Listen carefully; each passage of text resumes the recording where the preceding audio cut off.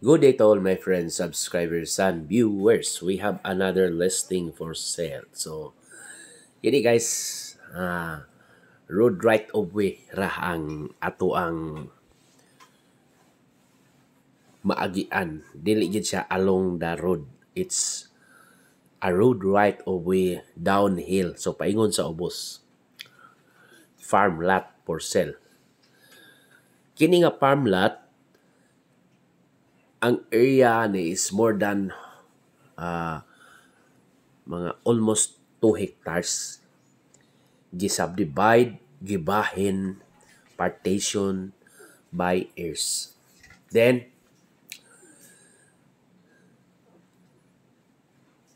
their partition includes kanang the front area, the front, along the concrete road, where belongs to the other heirs. Then, the others also, the remaining total of 8,000 square meters were for sale by the other heirs po.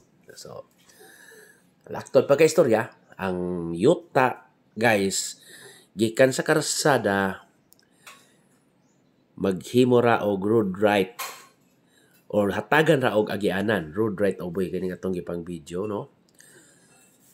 Paingon ngadto sa yuta nga for sale. So, meaning si kanlat ang atong ibaligya, dili first lot. Then, titled ni siya, guys, as a whole. Then, they have sold out one portion of, kanang agreed, one portion of lot kay gibayad sa mga pag-partition o taxes. So, meaning, na siya ay klarong dokumento. So, kini pod nga agianan, kini nga atong gisubay, dili pod ni siya mao ang road right. Kaya nag-develop lang na sa belongs na pero adjacent yun siya. Pero we are thinking pwede siguro hangyoon nga di na lang maglisod ba kaysa mo develop pag hangyoon or paliton. Apilon pagpalit. Para nga kay develop gamay man sa kuwang, guys. Kay kung four-wheel drive or bisag dili four-wheel drive, kung mapave lang ang road, matarong lang, pwede naman po siya agian. So, mo naitabo sa property. The location is belongs to Agsungot or boundary ni siya sa Agsungot, Paril, Cebu City. So, na siya. So, water, no problem with water, guys, kay na ay reservoir kilid yun sa yuta or nasulod sa yuta pero wala na appeal sa for sale. Not for sale. Not included in the for sale portion of the land. So mo di ang mga neighborhood. Before man go, doon ay murag company ni. There was a company nag-business diha niya. Ilan naghihimong business area kato na simentado. Kanang murag si tawag ato Mactanstone ba to, kanang gihimong marmol ba to? Ato, nya. Tuway-dugay na, mato nawala. So, mo to'y rason nga nahimo ang kanang road right of way. So, mo to'y akong ingon nga maayo pa siguro hangyoon na lang pud to.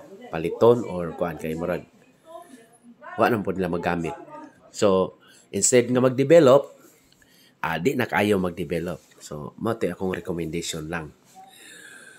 So, right now, these are the property. Mo ni. These are. Duha ni kay duha man katag-iya ni for sale. So, meaning, murag duha, pwede ni tungaon. Ang nakalisod man god pod, og tungaon, sloping man god siya tanan ba? All the way. Murag rectangular size. Pwede na siguro pod hangyoan. So, in the meantime, gusto gyud nila ibaligya as a whole. So, nindot baya pod kay naidahang lubi. There are coconut trees included and mango tree.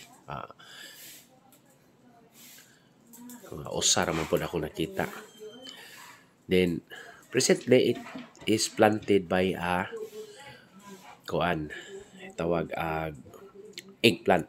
So talong. Before yutam na ni og kuan tawag ani okra. So daghan na mahimong tanom diri guys.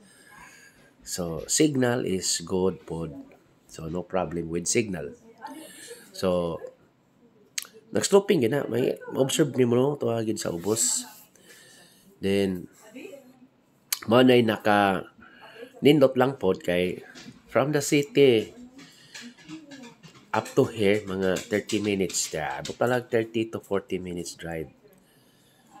So okay ra gyud kayo pang farming lang ni siya guys or gusto sad kang magbuhi-buhi diri mga manukan.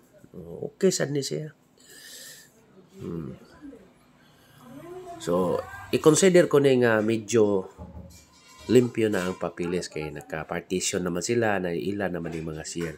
So kining mga drum mao na ilang gihimong kuan guys, gihimon na nilang kuan sa tubig, punduhanan. Diha nga portion na kung tudlo-tudlo apil pa na siya, madri kakao. By the way guys, the price is 600 pesos per square meter. So hindi na ka makalikay. Pero sulti ko tinuod nga kining yuta nabilong yun ni sila sa water shed. So may stigot na water shed no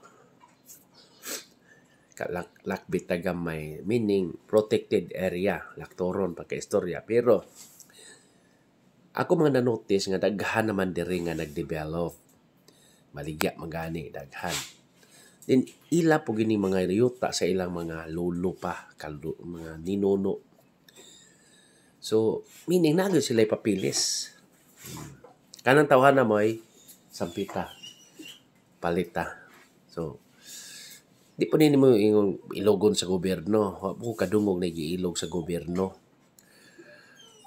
So, sige lang. Kung palito ninyo, i-confirm lang po sa gobyerno. Sa DNR. Kung unsa man yun. Kay, ang ato, na daghan man sang ni-acquire na rin napita. Gihimo naman gani ng mountain resort. Gihimo na ng unsa diha. Ang uban, nagpupre, nagpigiri.